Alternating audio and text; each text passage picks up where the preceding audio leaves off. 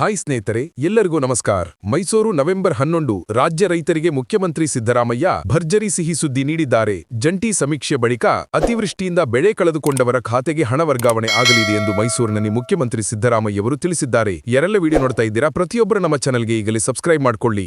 ಈ ಕುರಿತು ಮಾಧ್ಯಮಗಳ ಜೊತೆಗೆ ಸುದ್ದಿಗೋಷ್ಠಿಯಲ್ಲಿ ಮಾತನಾಡಿದ ಅವರು, ಕೃಷಿ, ತೋಟಗಾರಿಕೆ, ನೀರಾವರಿ ಇಲಾಖೆಗಳ ಅಧಿಕಾರಿಗಳು ಜಂಟಿ ಸಭೆ ಮಾಡಿ ರೈತರಿಗೆ ನೀರಿನ ನಿರ್ವಹಣೆ ಮತ್ತು ವೈಜ್ಞಾನಿಕ ಬಿತ್ತನೆ ಬಗ್ಗೆ ಹಾಗೂ ಇಳುವರಿ ಹೆಚ್ಚಿಗೆ ಬರುವ ಹೊಸ ತಳಿನ ಬಗ್ಗೆ ರೈತರಿಗೆ ಮಾಹಿತಿ ಹಂಚಿಕೊಳ್ಳಬೇಕು.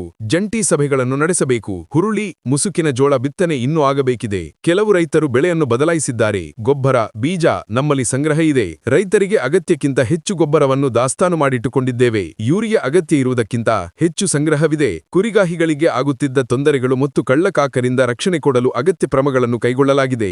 ಆದ್ದರಿಂದ ಜಿಲ್ಲೆಯಲ್ಲಿ ಕುರಿಗಾಹಿಗಳ ಮೇಲೆ ದೌರ್ಜನ್ಯ ಪ್ರಕರಣಗಳು ನಡೆದಿಲ್ಲ ಎನ್ನುವ ವರದಿಯನ್ನು ಅಧಿಕಾರಿಗಳು ಸಭೆಗೆ ನೀಡಿದರು. ಹಾಲಿನ ಉತ್ಪಾದನೆ ಜಿಲ್ಲೆಯಲ್ಲಿ ದಿನೇ ದಿನೇ ಹೆಚ್ಚಾಗುತ್ತಿರುವುದರ ಅಂಕಿಅಂಶಗಳನ್ನು ಮುಂದಿಟ್ಟ ಮುಖ್ಯಮಂತ್ರಿಗಳು, ಉತ್ಪಾದನೆ ಹೆಚ್ಚಾದ ಹಾಗೆ ಮಾರುಕಟ್ಟೆ ವಿಸ್ತರಿಸಲು ಸಿದ್ಧತೆ ಮಾಡಿಕೊಳ್ಳಿ ಎನ್ನುವ ಸೂಚನೆಯನ್ನು ಅಧಿಕಾರಿಗಳಿಗೆ ಸೂಚಿಸಲಾಗಿದೆ. ಹುಲಿ, ಆನೆಗಳು ಅರಣ್ಯದಿಂದ ಹೊರಗೆ ಬರಲು ಏನು ಕಾರಣ?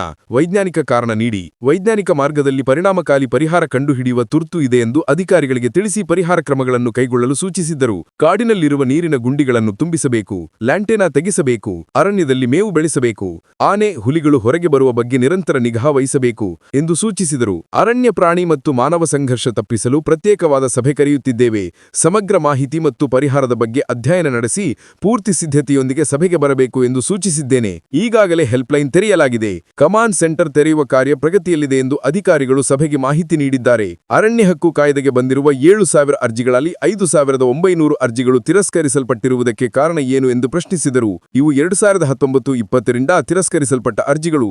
ತಿರಸ್ಕರಿಸುವಾಗ ಸ್ಪಷ್ಟವಾದ ನೈಜವಾದ ಕಾರಣ ನೀಡದಿದ್ದರೆ ಅಂತಹ ಅರ್ಜಿಗಳನ್ನು ಮರುಪರಿಶೀಲನೆಗೆ ಸ್ವೀಕರಿಸಲಾಗಿದೆ ಎಂದು ಜಿಲ್ಲಾಧಿಕಾರಿಗಳು ನನಗೆ ತಿಳಿಸಿದ್ದಾರೆ. ಹಾಡಿಗಳಿಗೆ ಕುಡಿಯುವ ನೀರು, ವಿದ್ಯುತ್ ಸಮರ್ಪಕವಾಗಿರಲು ಸೂಚನೆ ನೀಡಿದ್ದೇನೆ. ಹಾಡಿಗಳು ಅರಣ್ಯವಾಸಿಗಳ ವಿಚಾರದಲ್ಲಿ ಅಂತಃಕರಣದಿಂದ ವರ್ತಿಸಿ ಎನ್ನುವ ಸೂಚನೆ ನೀಡಿದ್ದೇನೆ.